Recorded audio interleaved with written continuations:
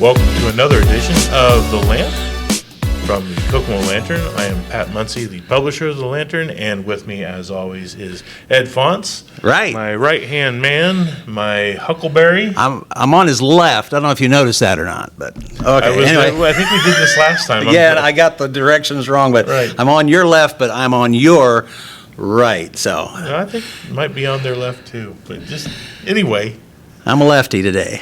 I'm a lefty every day. But anyway, I'm a lefty every day. So go figure. Hey, what was going on over the past week in Kokomo and Howard County? We got several things that we could talk about. There are a couple of stories that we've run over the last few days I think have gathered a lot of attention. So we'll talk about those first. The city of Kokomo is making some moves that have people very interested. And the first one was they've started the process of trying to establish a food and beverage tax for Kokomo, Indiana.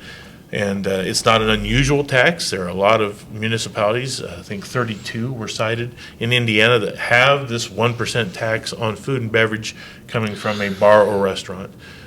But Kokomo does not have one, and the mayor thought that maybe they could jump on in this session and get one passed, and that did not happen. Because it turns out you need to plan for those things. You need to have public hearings. You need to actually know where you're going to get the money from and where it's going to get spent. All kinds of really good details that you probably need to have ironed out before you say, can we have a tax? Can't just go door to door, right? Can't go door to door, and apparently can't just send an email up to the legislatures, hey, what do you think about this? They say, no. Why don't you come back with a plan? I've sent emails to the legislature before. Well, they don't even respond to you. That's right. Someone else responds. ISP responds to you. Right. But this was, I'm not going to say it was an abortive attempt. It was a last minute, hey, this would be nice if we could have, says the city administration. Let's go for it. And they were told no. But the mayor said that he does intend to pursue it in the future. And that money, as I understand, he would like to earmark for. I don't think it's not going to happen this year. It will most likely happen in a future year, and he would like to make this money go toward economic development, which is a reasonable thing to have that money go toward. I think the thing that a lot of people probably have heartburn with is that he mentioned the mythological downtown hotel and conference center as one of the targets for this revenue. And I call it mythological because I believe we're on our fifth or maybe sixth developer. They just seem to be placating the city at this point, letting them say that they've got something in the works when they've just got a big empty lot and nothing really solid. And that's not just the Moore administration. Obviously, this started with the Goodnight administration, and he wasn't able to get it pulled off before he left. And then we had COVID, which shot everything in the head. Definitely. For a while. So, there are some passes to be given on this, but the bottom line is I don't think there are a whole lot of people in Kokomo that have any kind of confidence that this hotel and conference center is going to happen. I'll be the optimist and say, sure it will, because they're throwing enough money at it that they really won't have a choice at some point but to build something, right? Right. So why not make it a hotel and conference center? Right. And here's the wrinkle that will cause some people heartburn is that the innkeeper's tax, which is collected by the Convention and Visitors Bureau, is already being devoted in large part to that project, or it was. That's where the seed money came from to get the thing started. Then to take a second tax rate and devote it to that project probably isn't the best optic. But keep in mind that they wouldn't be solely devoted in perpetuity to one project. They could be used for a variety of projects. And in a time where we have a static property tax levy, where it can't go up and by much at all, and the pie is split about as well as it's going to be split unless they want to start fighting amongst each other. Government's always going to be looking for a new stream of revenue, and this would be a low-hanging fruit that the city probably should go after. Now, I don't like the idea of paying taxes any more than the rest of you. It's a 1% tax. Is that a big deal to you? 1%? 1%. 1%? Well, depends on where I'm eating at, All right, but well, still. You go out to one of our great local restaurants, Right. And you and your girlfriend, and the bill comes in, and it's normally $35. That's about right. but now Yeah. it's going to be $35.35. Exactly, right. That's not that big of a deal. And considering where it goes and considering what it's being is supporting, I think it's a good idea because the city of Kokomo is developing, as we know, a lot of places to eat, a lot of places to go, and has a lot of things other than what we're looking at in the manufacturing sector. So, Sure. Now, the second thing about this that probably would cause some heartburn among the general public is that once again, a downtown development is being prioritized for tax dollars. And for the last 20 years, that's been the case. I mean, ever since the Great Recession back in 2008, when the Wall Street Journal came in and proclaimed us dead, and Yes. we found out we weren't, but we spent a lot of money over a lot of years in downtown to the exclusion of other parts of town. And I would think that anybody who has driven over the same pothole for more than 2 weeks is probably going to have a little bit of heartburn hearing that, oh, wait, instead of fixing you can't use this money to fix potholes. I'll just say that right now. Right. So it's not an apples to apples comparison, but the average person doesn't appreciate or want to hear that. They only hear, I got to pay more, and I'm not getting the service that I think I should get. And maybe they are, maybe they aren't. I'm not casting any dispersions here, or dispersions. either one. Yes. Yeah, I'm not criticizing. I'm not making any value judgment here. I'm just saying that the average Kokomoan doesn't particularly care about the fungibility of their tax dollars. They only care about the services they receive or believe that they do not receive. So I think another downtown tax or revenue devoted Right. is probably a hard sell. We're going to find out because one of the things he's going to have to do is have a public hearing, maybe Right. two, probably two. So I'm guessing that the city hall will be filled on those nights, and when those come up, we'll let you know, Right. as long as they let us know, you know. Now, one of the things, too, around this is, and we talk a lot about downtown, and we also talk about the hotel that's supposed to be going downtown at some point, but there are at least five, aren't there? Five hotel mercy. motels that are going to be built on both ends of town at this point in time that are planned. One of them, north end, north of Menards, there are going to be actually two, and also in the south Sycamore? end, down by Cracker Barrel. Hey, yeah, well, yeah, free the- food from Cracker Barrel would be great. You got a Fairfield that's almost completed Exactly. down there, and one that's going in right next to it. Then you Right. got the Holiday Inn and two other hotels there. Then the that have all- Hilton, the Hilton extended stay that we Yep. we got to go to the reception for that. That was pretty cool too. Then you've got that development at the old Doco Park, Yes. which shows at least one hotel, maybe more in that. And Right. then you've got the two that are up there on Faith Road, next to Wendy's. Right, and- up there, like I said, just Right, north of Menards. yes. So this pot of money isn't just going to go to downtown. It's going to probably be spread out, I imagine. I don't know. I mean, it wasn't mentioned. Doesn't Well- mean it couldn't. If I'm developing one of those hotels and I find out you want to do a food and beverage tax, you better believe I'm going to come up and ask you when that money might be available for my project. Exactly. So, hey, I'm glad I'm not the mayor for this one. Well, but a lot of talking's got to go on before this whole thing happens, Absolutely. and that could be part of the conversation. Remember that. Remember when we have those meetings downtown, which they are downtown at City Hall. Show up. Oh, absolutely. Show up. That'll be the quickest way to figure out. We're there. We're always there. So, and who are we again? We are the Kokomo Lantern. the Exactly. That's premier, right. I'm told. We are the premier. Here, look.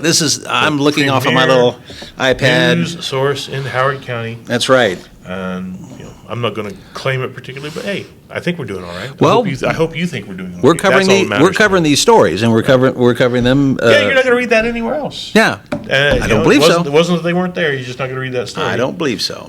Just like you're not going to read this next story, which came out. Oh on, yeah, this is a good Tuesday. one. I like this one. So, yeah, turns out that you can sell your streets, and the city's On gonna, Facebook Marketplace. Well, I don't know about that, but I know if they do happen to put it up for auction, I'm going to place some bids because I've got some ideas for a toll road that would just be Toll Road. absolutely. I would like a statue. Myself. You want a statue? Go ahead. Sure. So, and we're being facetious here. What the city is exploring is, and well, more than exploring, what they're doing is they've created a redevelopment authority, which is different than the redevelopment commission that we already have, so that they can basically sell their streets back to themselves to generate money to build the streets they're selling back to themselves.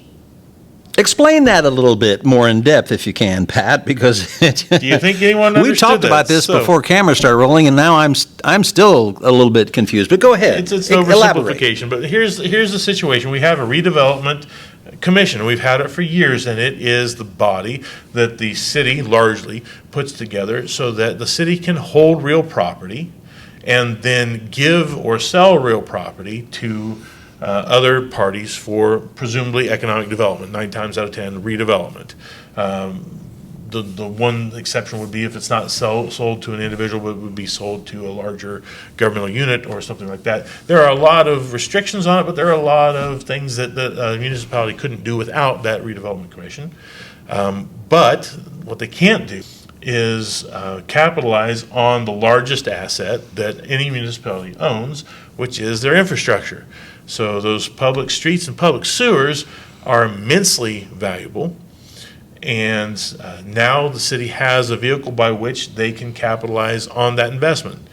So the redevelopment authority is established, and it leases the infrastructure back to the city for an agreed upon price, and issues bonds then to the investment community to fund it.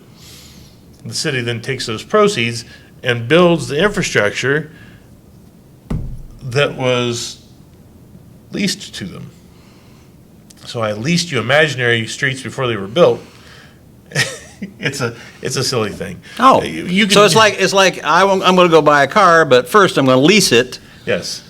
Then I'm going to build it. Then I'm going to build Then it. I'm going to give it to you to give it back to me. Yeah, exactly. Thank you, government. What a wonderful, wonderful idea this was. But I'm no accountant, but I slept last night in some hotel either in the north or south end of Kokomo. okay, right. So, and again, this is an oversimplification, and it makes no Right. sense to the average person. But when you have billions of dollars tied up into streets in the community, it's an asset that you should be able to use. Here's the dark side to this that no one really talked about, and I didn't touch on my story, and that is, the mayor says it in the story, the bond ability of the city of Kokomo is near its end. They are near maximum, which means that we can no longer borrow money for economic development purposes, or we're getting very close to that point. That's not where a city wants to be. You always want to have some flexibility. Right. Exactly. But the battery plants have demanded a lot of investment from the local community, and we've yet to feel it. We're about to. We're going to have to go without some things, I'm going to guess, over the next 10 years that we would normally want to bond or issue Right. an edit tax or something for, that we simply don't have that ability anymore. And since we've tax abated those properties for at least 10 years, I don't know how quickly the revenue comes in to replenish them. But we're now in this boat. We're not the only city that does this. There are a bunch of cities Oh that yeah, already have. yes, definitely. Particularly ones that are in a big development mode. Yes. Lafayette, I think, is still in that. I think just south of Lafayette, or I forget where they're trying to dig that little trough that's going to take water down south. I forget what that. I think that got scotched, but all that area. I think it's near one of the Toyota plants, maybe in southern Indiana. I'm not sure. I'm not up on my That's not in the Lafayette. lantern, so I don't really know it. But anyway, So, people, but what, yeah. what it ends up operating like is similar to a tax increment financing district or a TIF district, which you may read about in the Lantern or other media or hear about. And basically what that is we draw a line around a certain development. We say everything inside this line, this border, we're going to take all the tax revenues from that and we're going to put it right back into infrastructure and support for that area. It's a similar thing with this authority. We're going to take the money that we raise to build the roads and then use that to pay it back. Anyway. Sounds great to me. It Yeah. sounds an awful lot like high finance. I'm trying to figure out how I can sell some of my assets to myself and get people to pay me to do So it's not quite like taking a second mortgage on your house. No. It's like taking a second mortgage on your house and then That isn't built yet. That isn't built yet. There you go. Yes. Which And I'm going to use I that guess money to build a house. that also can be done. But anyway, Yeah. so And here's a funny aside. The question I wanted to ask was, well, what happens if we're not good for it? What Yeah. happens if we miss the payment? Because the payment's going to be $2.7 million a year on Oops. principal and interest. What happens if the city defaults on this? Well, it turns out the authority gets the streets. And the authority Really? is, for all intents and purposes, the city. So the city defaults to itself, gets its streets back, and the investor who bought the bond is just out the money, I guess. It's a weird thing. So they're not going out to eat and cutting out cable No. to save money. They're just going to. This is why my advice to a voter has always been, if the candidate says, I'm going to run the city like a business, get away from that person. Yeah. Because government does not run anything like a business, and they will ruin you in short order. Mm-hmm. Don't want to hear about common sense. There's nothing common about the sense that is used with government. So if you're a common sense candidate or you're a run it like a business candidate, you do not need to run for office. Right. You will actually make things worse 9 times out of 10. Just do the work. Figure out how it works out. Educate yourself. And understand that not everything can be done with an 8th grade education. All right. I like what he's talking about. And we have these articles in the Kokomo Lantern. The Kokomo Lantern comes out daily. Absolutely. Every day, Pat pushes a button.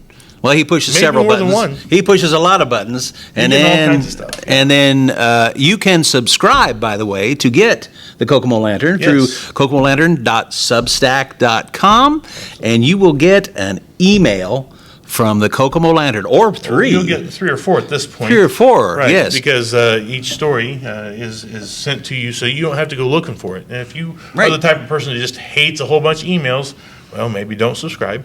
You can still find us on Facebook. Right. You can still go to our website. And KokomoLantern.com. And you can still read the overwhelming majority of our content. The only thing that really sits behind the paywall, the subscription wall, would be our first year in operation. All of our archives sit back there. So there are going to be some stories that you can't read. But all the new But stuff. we have paid subscribers, too, Yes. that can see that. So, all the new stuff is free. Every day is free. You can have it delivered for free. You don't have to pay a dime to stay up to date on a daily basis. That's right.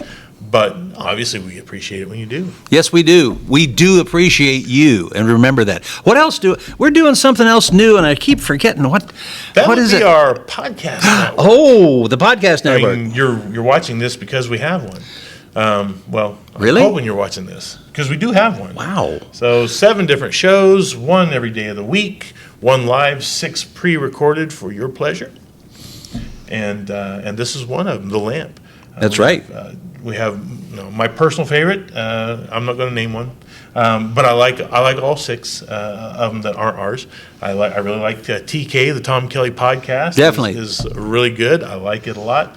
Body Bags is creepy and all kinds of fun. I'm all about that. I love the Historical Society. It's Your History Too that's near and dear to my heart. Because it is your history, too. That's right. And Outdoors with Bud. I've known Bud Fields since I was a little kid.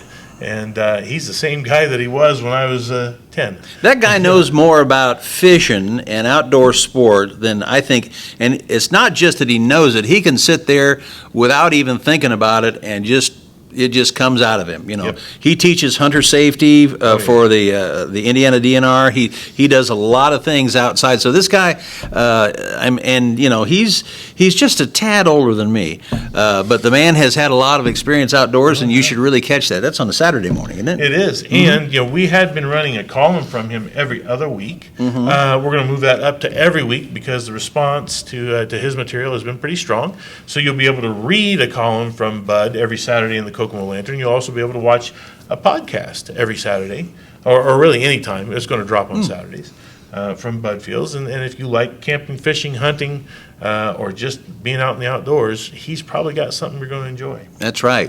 And as far as this show is concerned, we're at some point in time going to have guests. Oh, yeah. We're working on it. People are warming to us. Yeah. Or maybe I just keep forgetting to ask anybody. Oh. That might be- Well, hey, Oh, so hey, we forgot about the 1032 podcast. that's true. 10:30. Don't forget that. You've got J.C. Barnett and III, Travis Tavernier, J.C. and Taff conversations. That's right. It's great, and I think they're going to be talking again about.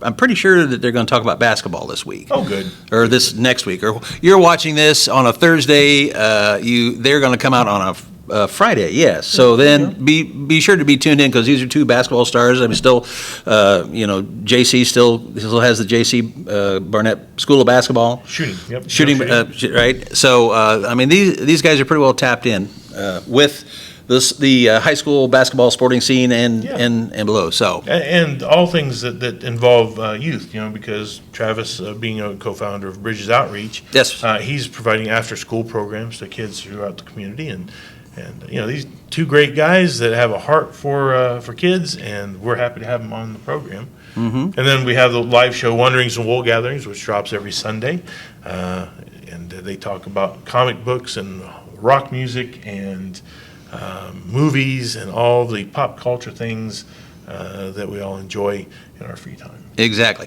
So we got probably about 5 minutes. Tell me a little bit about the Kokomo Park Band. Oh my gosh, yeah. So and then I've got a little deal. Give me about 3 minutes. And as much time as you need, So yeah, the park band is having their big winter concert.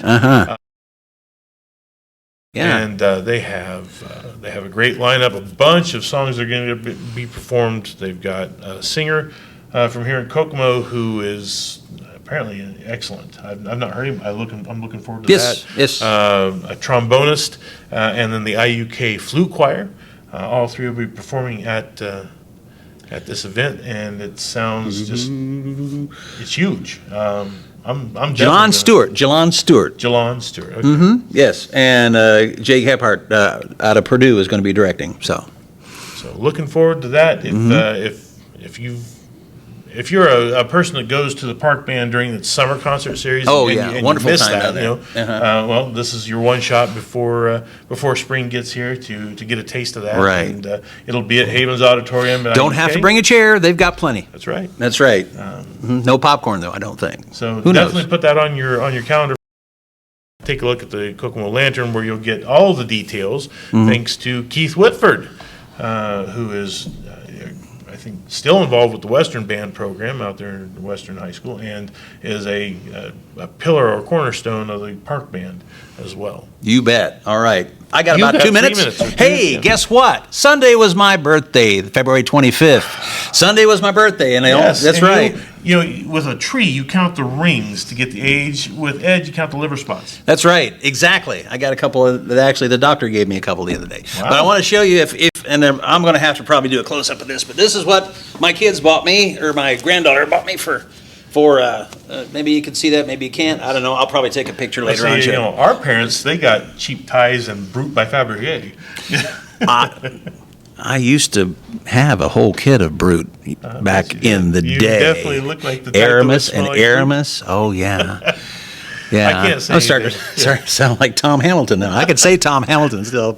All right, but anyway, that was from another lifetime, wasn't it? Something. I don't know what you're channeling here, but I want some of it. How about that? Hey, but anyway, so This is the wrap-up part of the show. Is it a wrap-up part of the show? Happy birthday, Ed. Woohoo! Ed is more than 60. that's right, Less than 70. Somewhere in that range.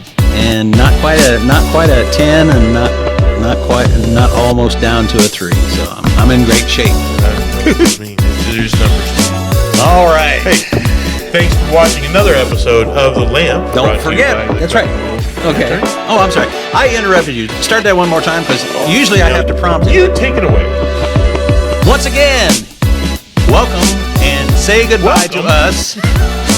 Hey, I'm going to be cutting this thanks up for quite a tuning bit. in. We'll see y'all next week. That's right. This is the Lamp from the Kokomo Lantern, the premier. Yes. It's right. News source in Howard County. For news, sports, and entertainment. Thanks a lot for watching.